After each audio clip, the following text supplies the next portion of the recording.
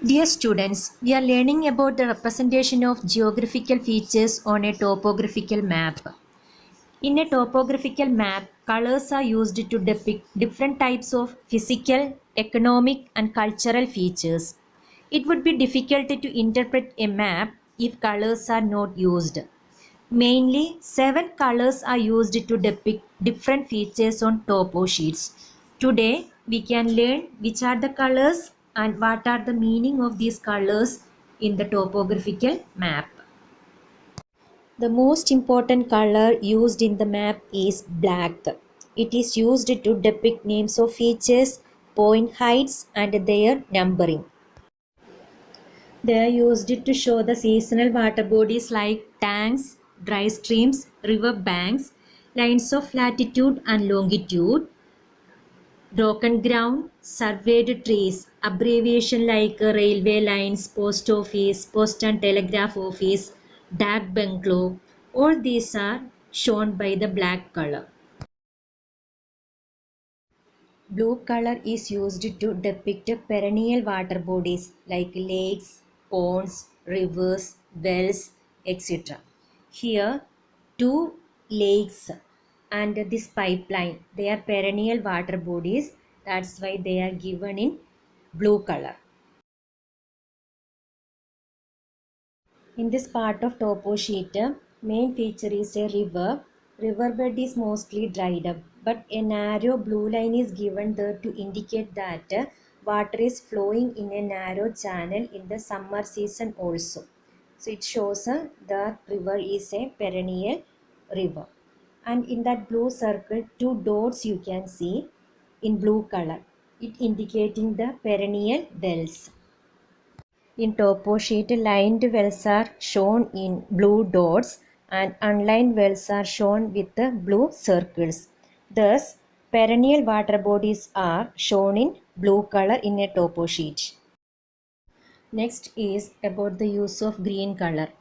Vegetation like wooded and forested areas are shown with the green wash. Here, this mountainous region is covered with the different types of forest. So, green color is given to show that. In such areas, main occupation of the people will be forestry. That means collecting forest products.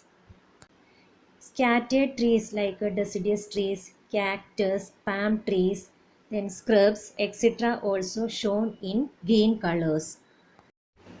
Yellow color is used in the topo sheet to show the cultivated areas. So the presence of yellow that shows main occupation of the people in the mapped area is agriculture.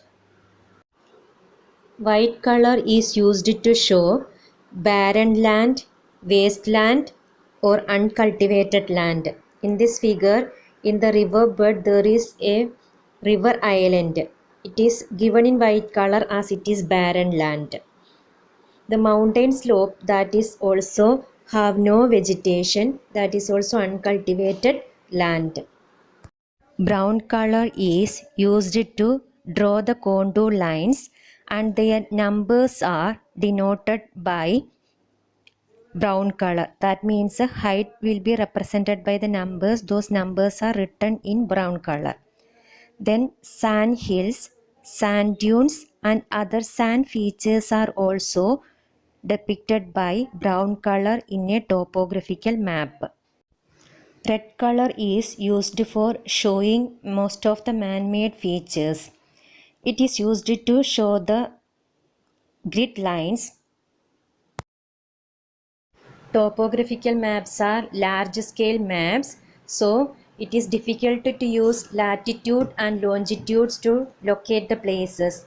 Thus, we are using eastings and northings as grid lines. Eastings are vertical lines and northings are horizontal lines. When they intersect each other, that point is considered as the location of an object. All types of roads like a metalled road, unmetalled road, cart tracks, footpaths, all are depicted in red color. Then human settlements, buildings, huts, maybe permanent hut or temporary huts. Worship places like temple, church, mosque, chhatri, all these are shown in red color. In this list, all colors and their uses are given. So you have to learn from this table. Other than colors, many conventional signs and symbols are used in a topographical map. Conventional symbols are a set of standard signs and symbols that are internationally accepted to depict certain features and characteristics. They will help us to understand the map more clearly. Here is a chart which shows some important conventional signs and symbols. Anyway, we have already discussed many signs and symbols. So you just go through this list and again go back to the topo sheets and find their locations in the topo sheets. Now you may be understood that conventional signs and symbols can maximize the amount of information that we can add in a map.